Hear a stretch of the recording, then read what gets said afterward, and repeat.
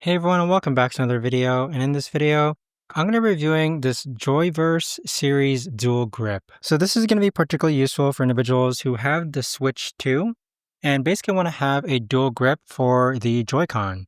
And I do want to thank JSAUX for actually gifting this to me. So essentially how this works is that let's go ahead and grab your Joy-Cons, and then we have the sensor piece here where if you attach it just like this, it's going to go ahead and look like that. And then to better give it grip, you're going to place the Joy-Cons inside just like that, inside of the housing case. So this is what it looks like as far as the Joy-Cons go. And it's got a nice firm grip to it. And what I like best of all about this is that you've got a Type-C cable here so that you could actually go ahead and charge this.